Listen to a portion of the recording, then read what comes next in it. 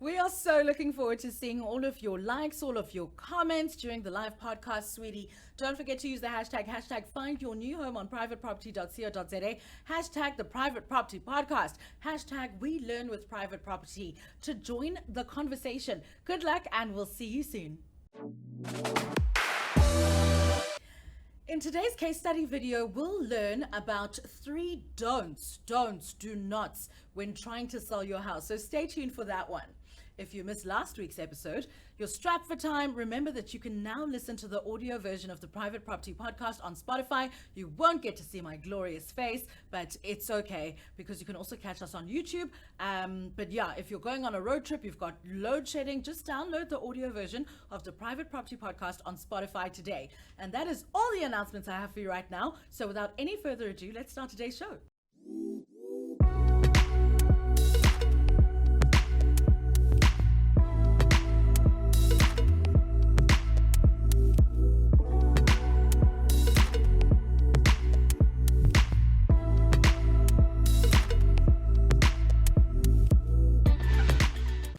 Welcome to the Private Property Podcast, where we provide valuable knowledge and information on anything and everything property related. Whether you're a first-time home buyer, a seasoned investor, or just looking for expert advice, we've got you covered. So you need to tune in every Tuesday and every Thursday at 7 p.m. for tips, insights, expert advice on burning topics related to all things property. This podcast is brought to you proudly by privateproperty.co.za. Remember, find your new home on privateproperty.co.za.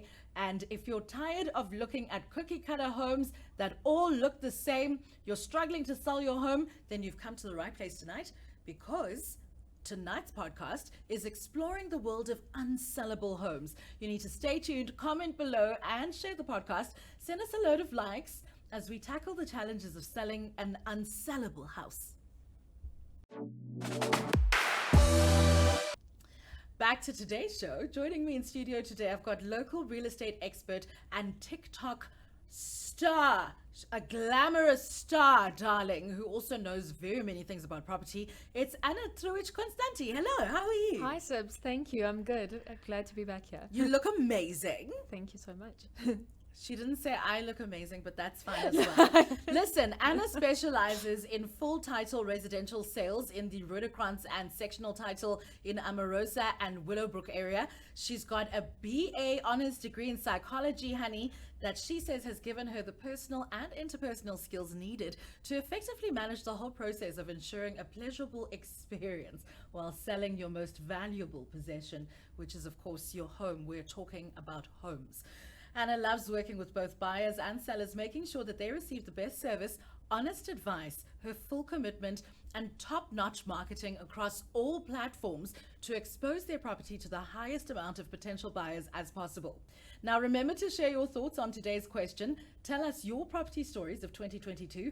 Add your comments on our Twitter page. And remember to add the hashtag the Private Property Podcast, and hashtag we learn with private property.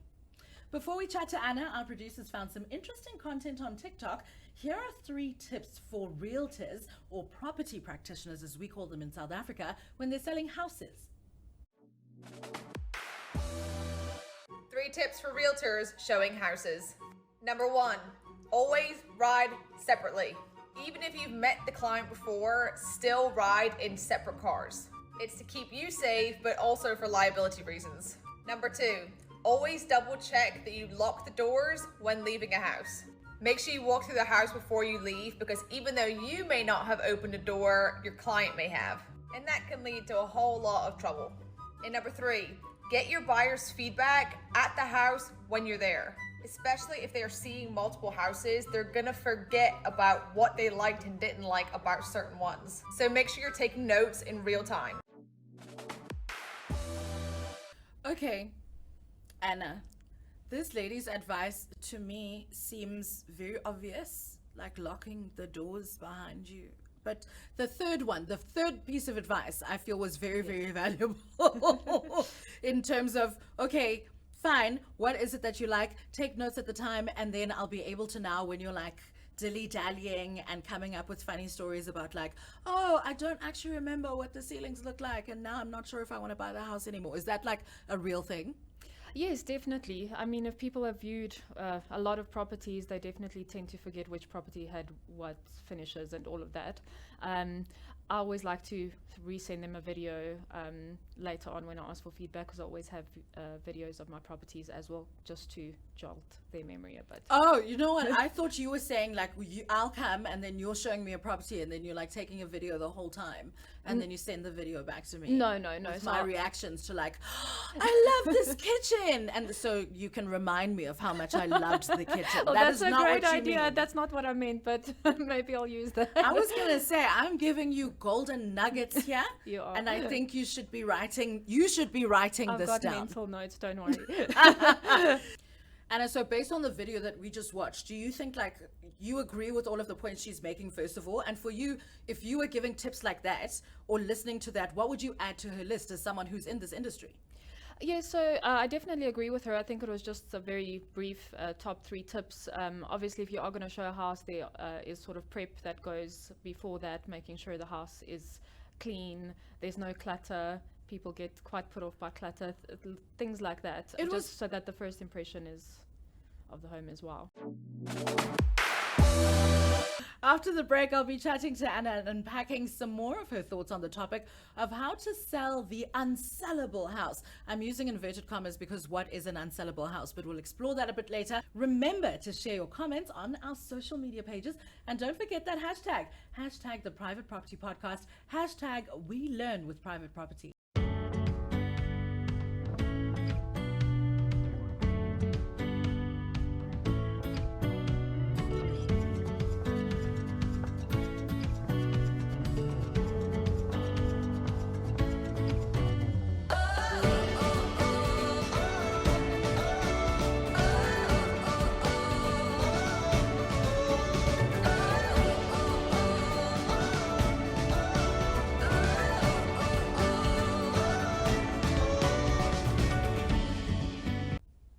So Anna, the last time you were here in studio with me and we had a really, really interesting conversation, the topic of unsellable houses came up, and that's why I keep using inverted commas, because it's a very contentious issue. Like, what would you say an unsellable house is?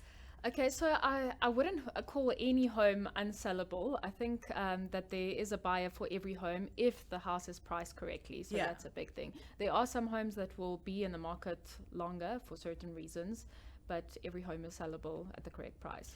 I'm going to ask you some questions, just like quick fire, sure, and then I would answer me honestly. Okay.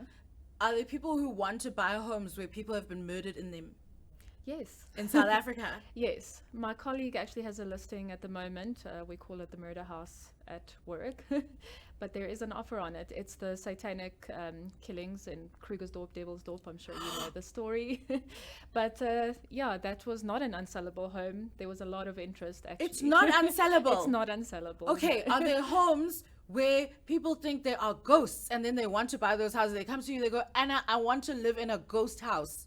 I I haven't had that experience yet, but there's all kinds of people out there. So truly, there's no house actually that you have encountered that someone will not buy.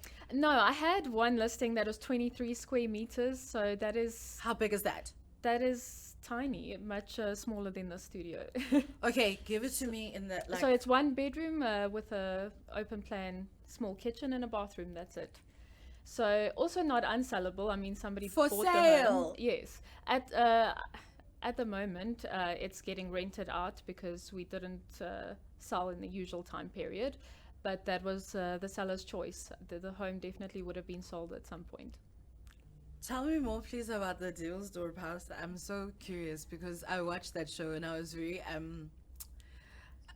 shocked. Yes. I have other words that I want to use, but I'm not allowed to use them on screen. Please. Look, the home is a mansion, so it is a nice home if you don't go into any details of what has happened. But I'm sure, as I said, there was a lot of interest in that home. I'm sure some people were not actually looking to buy it. They just wanted to go view because of the popularity around the house. Never mind the murder homes and the ghost homes and that kind of stuff. There are homes like the tiny home that you just mentioned Yes, right yeah. now. Even though tiny homes are somehow coming into fashion, we'll discuss that one another day. But there are some homes or some houses or properties that could be described as duds, or so just not Very good. bad condition. Yeah. Okay. How do you go about? Do you renovate that first? Do you like clean it up?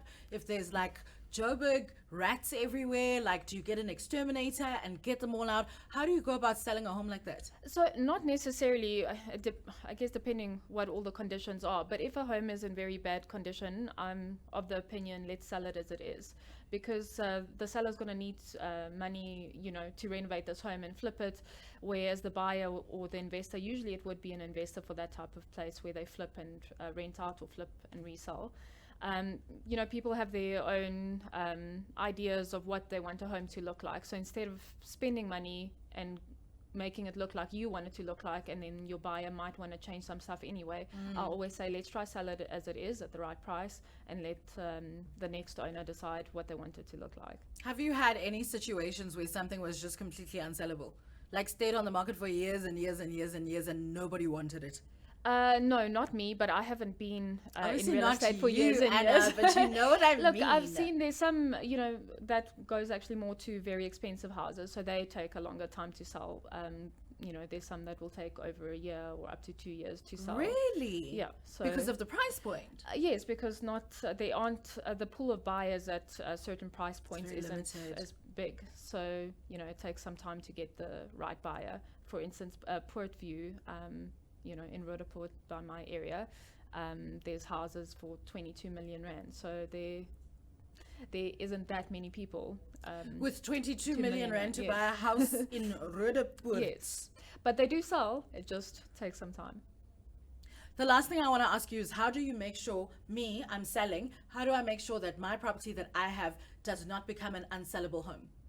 So I know I've mentioned this already now, but it really is sort of the most important, is pricing correctly. So as I said, there's a buyer for every home, and if it's priced correctly, so that it's comparative to the market and other things selling, you will find a buyer. So it's more if a seller has unrealistic expectations of what their property is worth, then it will sit and then probably eventually get withdrawn from the market because there isn't enough interest at that price point.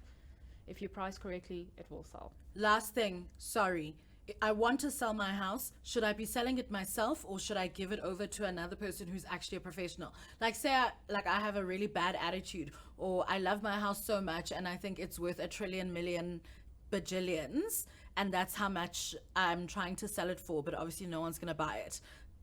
When do I get to the point where I hand it over to a professional and go, it's not on me right now, I can't do this, I'm not qualified, I'm not doing enough to make my home marketable enough, so I must hand it over? So yes, I actually think you answered your own question about a qualified person, and I'm not saying that just because I'm in real estate. Definitely it's the way to go. So as you said, we're trained in negotiation and everything. Sellers will also take stuff very personally because it's their home. Buyers also don't feel comfortable to give their full opinion to the sellers. I also find that if sellers and buyers try to discuss any sort of finances and money, fights arise very quickly.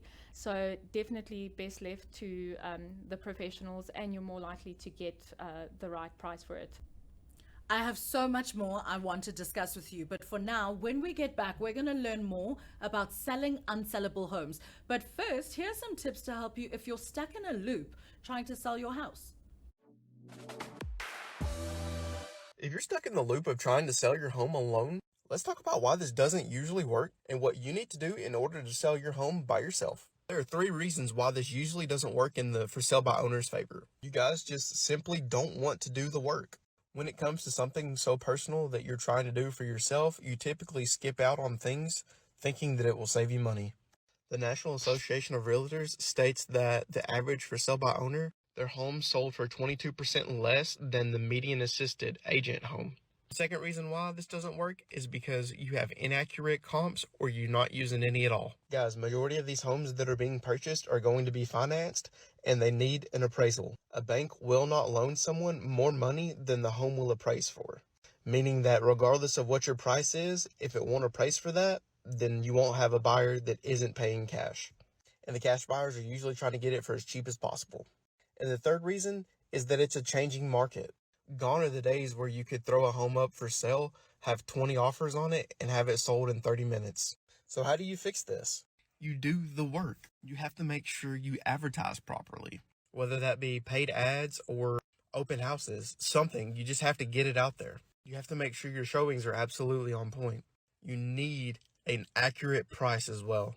And last but not least, you need to make sure your buyer is qualified to purchase your home. If not, you've wasted your time. I love how realistic this TikTok is because it really just is so like he's so honest in a way that's almost offensive, but it's also very true. People watch videos or they see someone else doing something and they think, I can definitely do that, but they're not putting in the work that's actually required for them to get the desired outcome, right? No, definitely. I mean, I agree with absolutely everything he said. You can't argue with him. That's exactly it. I mean, the sellers have their own full-time jobs. They don't have time to market their home like they think that they would. So, I mean, with real estate agents, that is our job. We're actively marketing your home the whole time. So that's what they must consider as well before going privately. Are they actually going to have the time, besides the resources, to do everything that a real estate agent would do? What do you think the main reason is where sellers go, I don't want to go the real estate agent route? So commission. So that would be the biggest reason. They feel that paying commission is a waste of money, but usually they find out that they should have rather just paid the commission. They'd probably come out with more money at the end. How much more? Well, that would depend on each home. No, like how much is the commission? Like the now commission. I'm trying to convince people, go with the estate agents, the commission is really not that bad. What's the commission? Okay, so well, commission is 7% sort of industry standard. Of the 7% sale? plus VAT, yes. Of the whole home? Yes. Doesn't sound bad. Yeah, I think it sounds sort of scary to people when they first hear it, people that haven't sold property before. But yeah, if you try sell yourself, you will see why. No, I mean, and how often have you seen that in real life where people come to you guys now in tears, like, help me, I don't know what to do anymore? Yeah, I actually feel that people in South Africa don't usually go the private selling route. I don't know, they seem to know that it's not the way to go, or they just offhand know they're not going to have the time for it. But yes, people will usually end up using an agent if they do try go that route. If you're struggling to sell your house, our producers have found a very interesting video. Here are 3 don'ts when selling your house. 3 don'ts you should definitely know if you're selling your house. Stop setting those unrealistic prices. It will not attract buyers and it will most likely sell your home for an even lower price than possible. Don't expect the asking price. Any smart buyer will negotiate, and for you to sell your home, it's necessary to make some room for this. Don't skimp on listing photos. Nowadays, 90% of the buyers search online, so that's your selling point. Good photos will definitely give you a head start. Why can I not ask for my asking price? So I actually disagree with that. Thank goodness. I was very upset by what she is saying. Yeah, I agree with you. So I have sold, and my colleagues have sold many houses at asking price. We've sold properties at above asking price, so I don't agree with that. Yes, honey. I need my money. The only time asking price won't work is if the property is overpriced. How often does that happen? It happens more often than you'd think.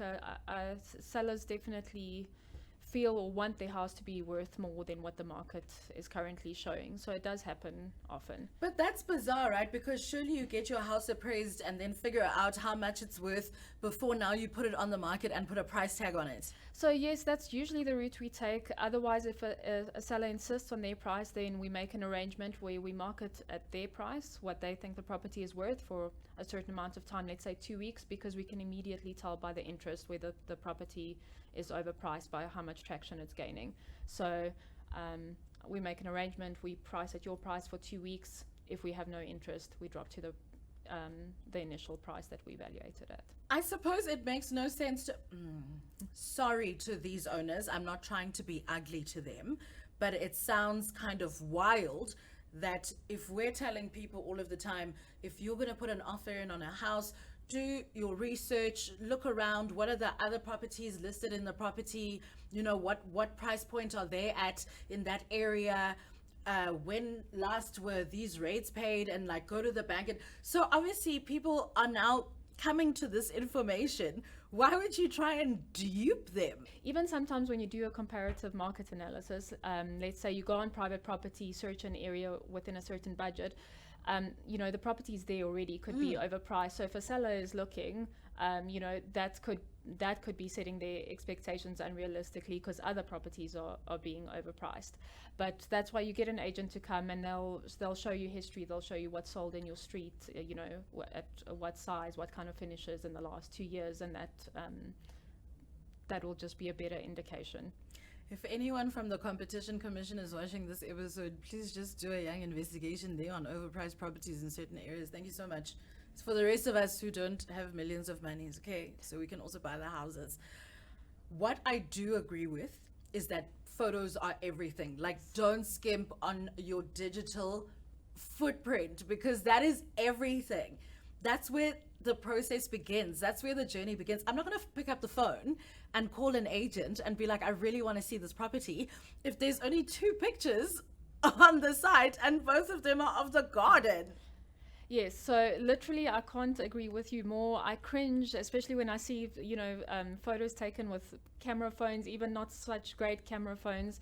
So we only do professional photography, so we get property photographers in to do the listing photos. In this day and age where everything is digital, that's a person's first impression of your home, and that's going to decide whether they're going to come view or not view. So listing photos are everything, and video as well. I was gonna say, I even love those like interactive videos. Then you get to tour the place. Yes. You can like click the button and then turn around in a weird, funny way, and then you can see absolutely everything Yes. and make a really informed decision as to whether or not you're even interested remotely. Definitely. And I mean, during COVID, that was how houses were getting sold, because viewings weren't allowed. I've sold to a buyer in Cape Town a house in Roodepoort, which she never actually viewed. It was from the photos. She never saw it She in never real viewed it, life. no. She was an investor. She wanted to buy it as an investment, and she never saw it in real life. Did she love it when she finally saw it? She still hasn't seen it. We got my rental department sorted her out with tenants immediately, and she still hasn't seen the house in real life. Anna, thank you so much for joining me in studio today. Do you have any last pearls of wisdom? We're talking selling unsellable houses. What is the final thing you'd like to say about that? Other than there's no unsellable house, you know, this is your standpoint. But what about unsellable houses makes them more sellable? Find yourself a good agent, price correctly, declutter, and keep it clean for viewings. And that is all we have for you today. Thank you so much for joining me. Thank you for all of your knowledge. And I cannot wait to have you back. You look incredible. I want your entire outfit, but we'll discuss it after. Listen, don't forget you can download the audio version of today's podcast on Spotify. Thank you for joining us on the Private Property Podcast. We hope you found our discussion to be informative and helpful. If you have any further questions, comments, likes, other things that you want to say, maybe you don't like my hair, please don't hesitate to reach out tomorrow on Twitter, where the conversation continues. We are always happy to hear from our viewers and our listeners, and we provide additional resources actually and information. So if you enjoyed this episode, please be sure to like, share, and subscribe to the Private Property Podcast. We'll be back soon with more expert advice, tips, tricks, insights on all things property related. Until next time, we'll see you on the Private Property Podcast.